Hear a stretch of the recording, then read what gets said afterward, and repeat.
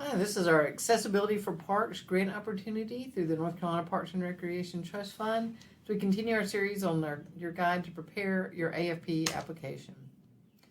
This video will look at application requirements and documents that all applicants must submit. So it includes many resources are in the application document to assist you in preparing a competitive application. Your RRS regional consultant may provide guidance and review any questions you may have to give you feedback. They review many applications, so please submit anything for review to them by September 15th at the latest. We will accept it earlier. So again, there's a lot of key resources that's available that talk about universal design, which is the design of products and environments to be usable by all people to the greatest extent possible without needing adaptation or specialized design. Minimum standards when we look at are all facilities that must comply with the Americans with Disabilities Act accessibility guidelines. That is required by law and for AFP. So on this particular grant, we're looking for universal design. So we want above the minimum standards. So if you want to be, the other is eligible, the minimum, but to be competitive, you really want to look at the universal design features. There are a lot of design resources listed in the application for the National Park Service, the American Society of Landscape Architects, and the National Center on Accessibility. And the National Center, they all focus on outdoor recreation, indoor facilities, but definitely on recreation facilities. Environmental review is the other thing that you will need to look at. So these key resources are in the grant applications. Please go through that.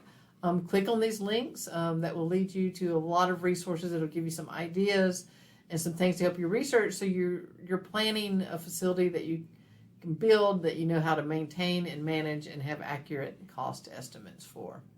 And most importantly, that meet the needs of your community. The other page in the grant application is the basic facts and assurances. This must be completed in its entirety for your application to be considered.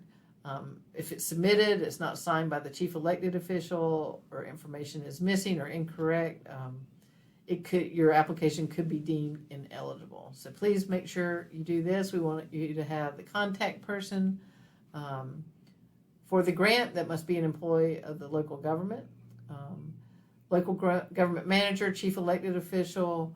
Tell us the type of project. Is this focusing on children with disabilities? Is it primarily for veterans with disabilities? Or are you doing something that's both? So you'll use your description justification for the project to explain this, but we want to, as you're going in, what is your type of project that you're looking at? Site control, and then the project name and who your RRS consultant is. In addition, if this park is, the park site that you're listed was funded by LWCF in the past, please let us know that. Now, the description and justification combined with the site plan are the key documents that the Park Authority will see when they're making their determination on who to select for grant awards. So the description should be, what recreation facilities or adaptation of existing facilities to meet these needs are you working on? And, really tell us there, what are you planning to build? What are you asking for money to do? Include a description of the park or greenway where this project will be located, and be concise with all this. But perhaps you're building a playground in a larger park. Tell us what that larger park is and who it serves, just to give a context for the Park Authority members. Then the justification, all this is in one page, is your opportunity to explain why the project is needed. So how will it enable your target audience, the children or veterans, or both, to be able to participate in recreational and sporting activities regardless of their abilities. So communicating this need is one, if not the most vital component of your application. You want to be able to quantify the impact of the proposed project on your community. What does it look like now? After you build this and complete this, what will it look like then? Who will be served?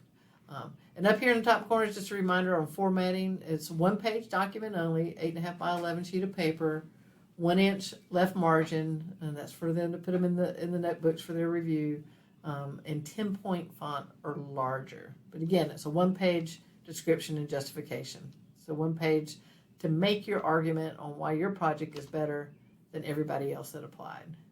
So with that is the site plan, the visual representation that accompanies that justification, communicating. You want to make sure what you describe on your justification is what they see on the site plan. Again, 15 paper copies of this, in addition to the digital version. This ensures that they see your plan as submitted. Again, it's one page. Follow the color coding requirements that are in the application. And if you have a greenway park, sometimes those are a little more complicated, but we want to make sure you show connections, and you can have your RRS consultant review that. Project costs. There's a template in there. Please use that template and present your costs using this guide. You want to list all elements that you're asking for funding for, that are for AFP assisted funding. All elements listed in the project costs must be shown on the site plan. Now, some things such as utilities, landscaping, you probably can't show, but the actual facilities that you're building on the ones like you see here are important. So also know that the project costs submitted in this become the budget for the project contract. So you'll have that signed contractual agreement, and this is your budget. So some tips, we recommend that you add 25% to each line item. You know, just this is what my costs say today, but inflation and delivery is really challenging right now. So we recommend that you go ahead and pad that number, add 25% to each line item, just to account for inflation. So make sure, you know, that's something your local government can afford, but we want you to do that. So anything cost overruns are not covered by PARTF. The local government has to make up those. Your grant amount will not change. It would just mean that your local match is higher. So accessibility, think about that when doing costs. Look in there. So here you have a play structure, walking trail with linkage. How are you getting access to paved ways for these accessible routes? Sometimes your playground might be just one lump sum. You're paying for the unit that includes installation. But for trails, please include how many linear feet it is. We want to know the distance that you're covering and the cost for that item based on that. Once you total up all of these, that will be your total cost to build or renovate. And then based on that, you can add contingency. So contingency will be, it cannot exceed 5% of this cost to build or renovate, or $30,000. So whichever is less is the amount. And then you can also include your planning cost. And this is something where planning and incidental costs may actually occur prior to the contract period. Everything else, you got to wait till that contract signed. There's contract period dates before you can actually spend money, or it's not eligible. But planning and incidental, you can go back and recoup some of the funds that you may have spent for planning, and also use this for contract management, site planning, design, that type of thing. So again, that gives you your total project cost, and the local match requirement is 1 to 5. So if your total project is $600,000, you can request $500,000 from AFP and match it with $100,000. So keep in mind, ineligible costs, AFP funds may only be used to build or renovate facilities. Equipment is ineligible. So like sports equipment, bats, balls, tools, maintenance equipment, office furniture, or office equipment, and indoor furniture are not eligible cost. All items funded must be permanently secured. The exceptions are like outdoors. Sometimes bleachers are portable, soccer goals are portable, picnic tables, those type things. They must remain at the project site, but we know they will move, and those are eligible.